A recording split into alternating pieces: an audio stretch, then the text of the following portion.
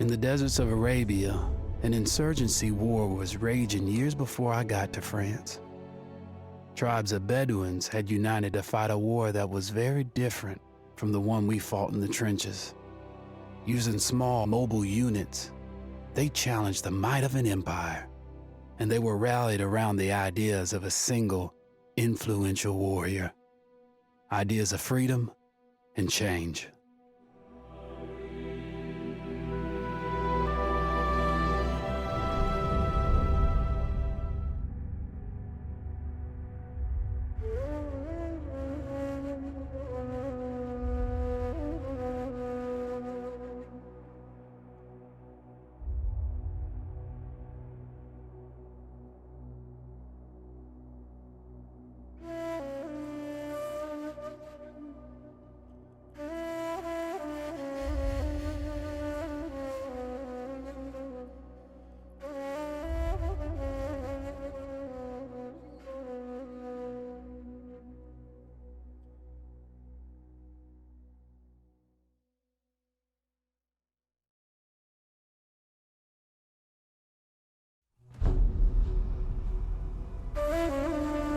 The Arabian Desert, a vast ocean of drifting sands and scorched, sun-baked rocks.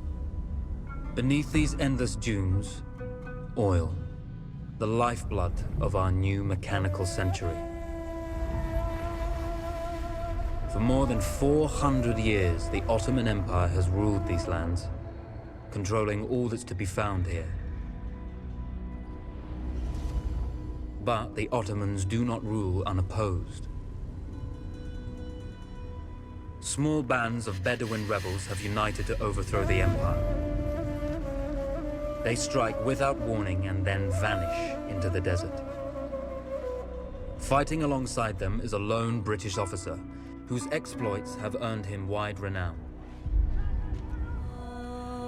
The world has taken to calling this man Lawrence of Arabia.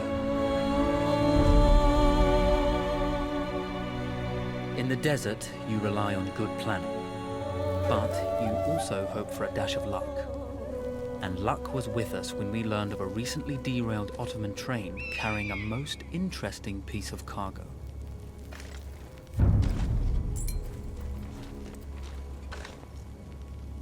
A small patrol had joined the Ottomans who survived the crash. Together, they guarded the wreckage and waited for reinforcements.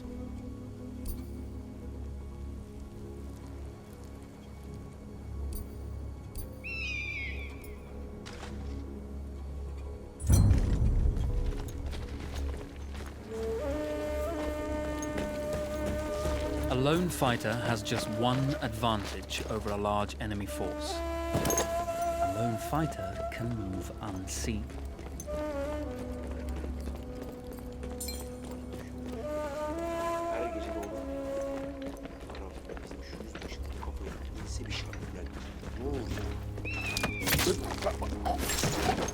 Though powerful and efficient, firearms would often attract attention. You had to be prepared for the Ottomans to respond in kind.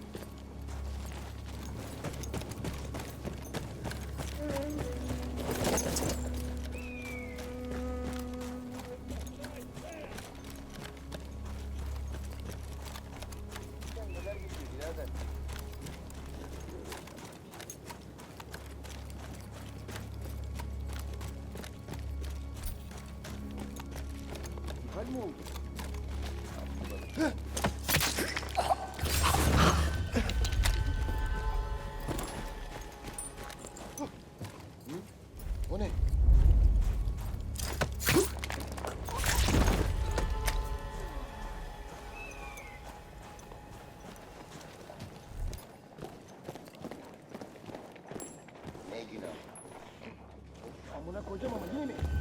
Unutma, takılan göze çok batar. Hala öfkeli misin? Ha? Hadi halledelim. Şurada biri var!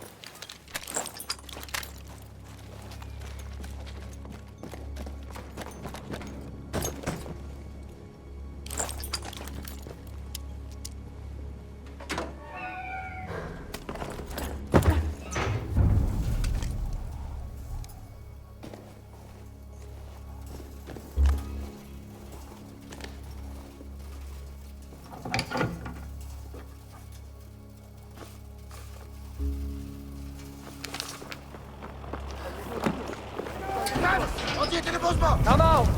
It's over.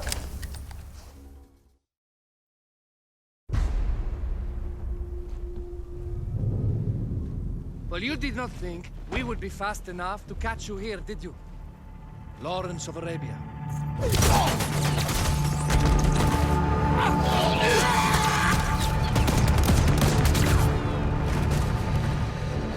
Actually, I was rather depending on it. Lawrence. Well, this is very clever. Now the hunter becomes the hunted. So who might you be? How enchanting you are, my dear. Ahmed. I'll show you enchanting. If it weren't for you, I'd be free. Free, is it? You'll be free when you're dead. And I'm happy to tell you, the Empire intends to grant you all this freedom very soon. Even now, an engine of destruction scours this desert, obliterating your allies, your families, your homes. Soon there will be nowhere to run. Nowhere to hide. Soon all that you know, and all that you love, will be ashes. You will all be free to die. Oh. Ah, you animal! Zara.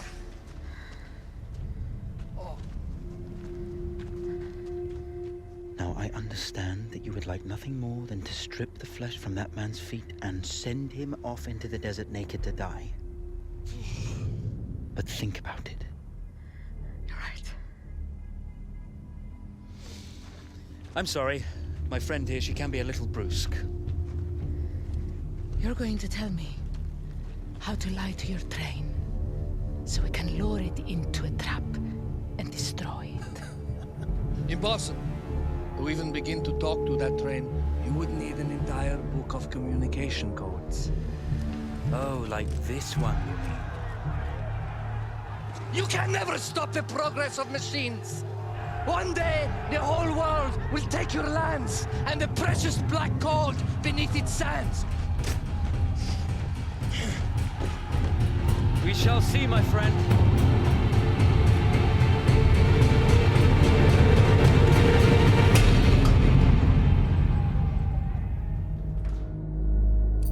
Of course, obtaining the codebook was not enough.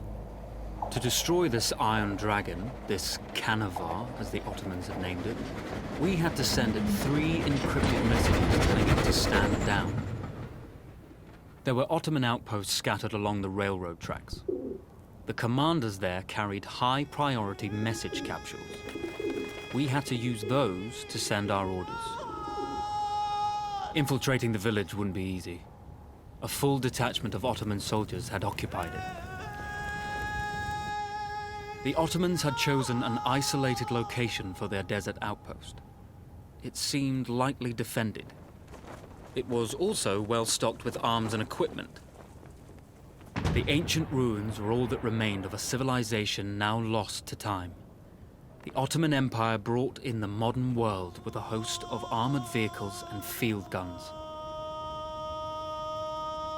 3 commanders to eliminate, 3 personal message capsules to be stolen, and then sent with our false orders. How Zara tackled this dangerous and audacious mission was up to her. The Bedouin treasured their horses, and in return, those animals granted their riders unparalleled speed and mobility.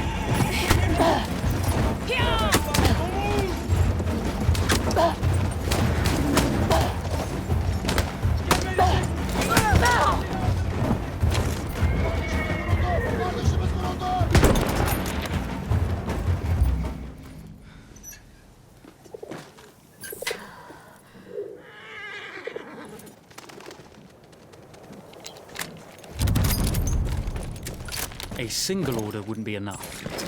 Ottoman protocol required the message to be received in triplicate before the train would acknowledge it as genuine.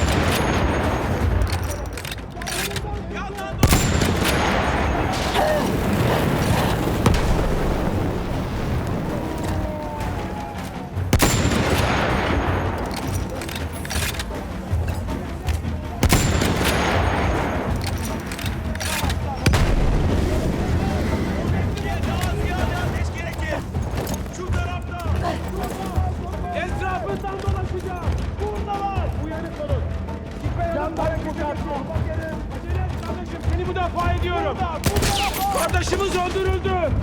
Deyyus'u gördüm. Kafalama ilerle. Etrafını istihal et. Arayı kapa. Onu görüyorum. İlerleyin. Gördüm onu. Bana göz kulak olun.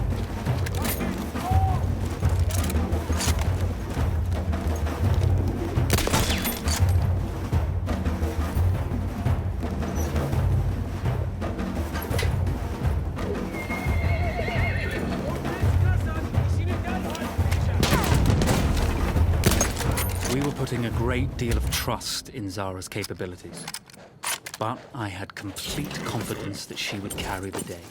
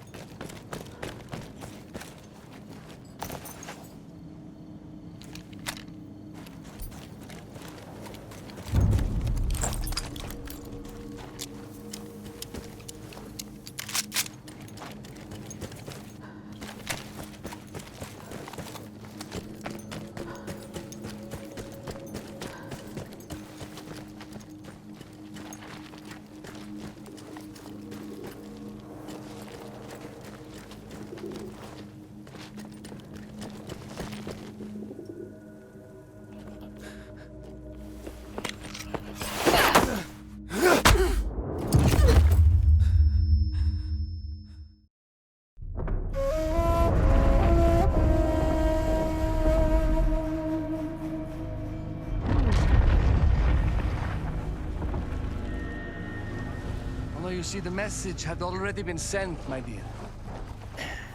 No, not the message you would have wanted. Lawrence was such a good host. It almost seemed rude to escape. I made sure to note the location of Lawrence's camp, of course. Which means... the train knows too. Twice, you told that train everything was clear. But... I told it exactly where to attack.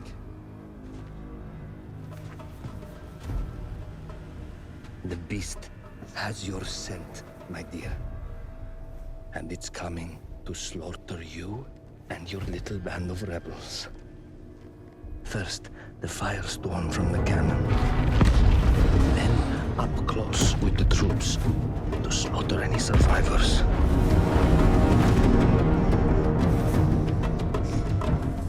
The legend of Lawrence of Arabia dies tonight.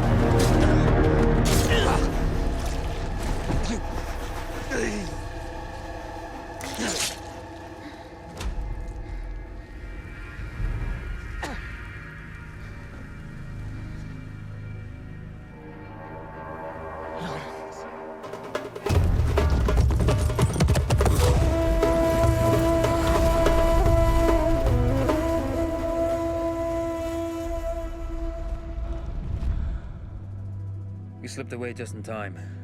Tilkitchi was a fool to think we'd ever stay after he escaped. The Canavar won't stop hunting us. No, it won't. Let me think. The train's coming a long way. So it'll have to stop to take on water. That's where we strike. Agreed. I'll deal with any sentries, then rig explosives on the track. Yes, and I'll rally our fighters. When I blow the lines, the train will be trapped. So when you hear the blast, you need to attack them with everything you have. It's good. But you know that there's a chance the men may not come. You may set off those explosives and find you're out there all alone. You know that. I guess I won't know either way until I set it off.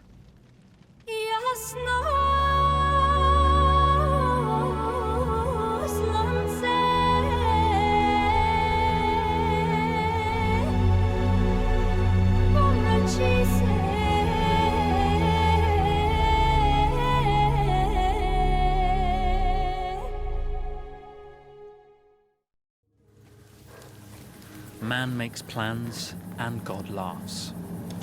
As it turned out, the small town where we would ambush the train had a significant enemy presence. Those troops would have to be dealt with before the explosives could be set.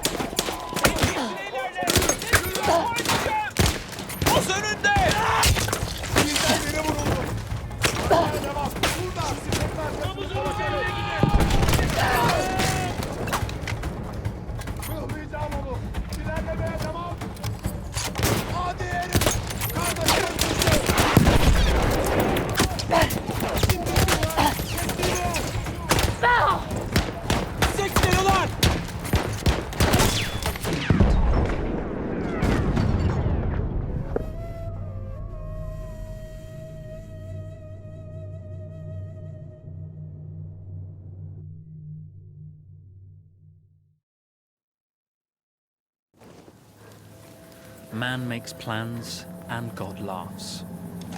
As it turned out, the small town where we would ambush the train had a significant enemy presence. Those troops would have to be dealt with before the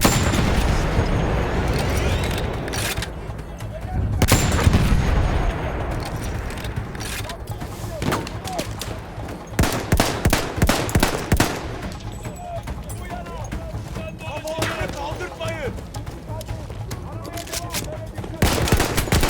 Kardeşimiz düştü.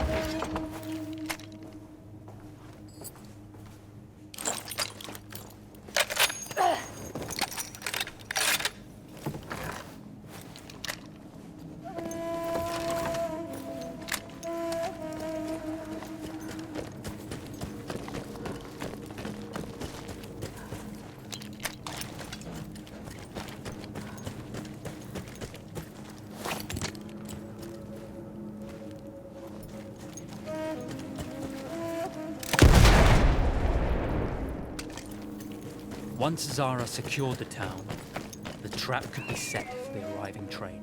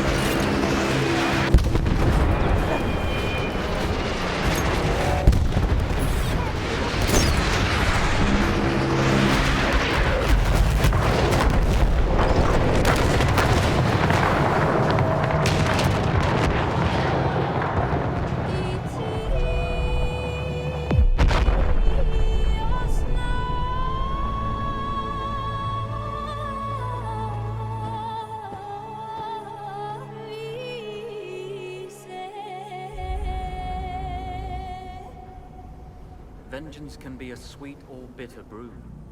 How did you find it, Zara?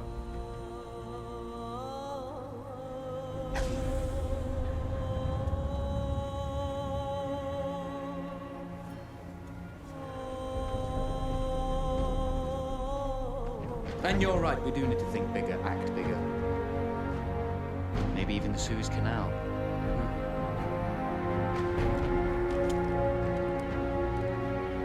Tell me,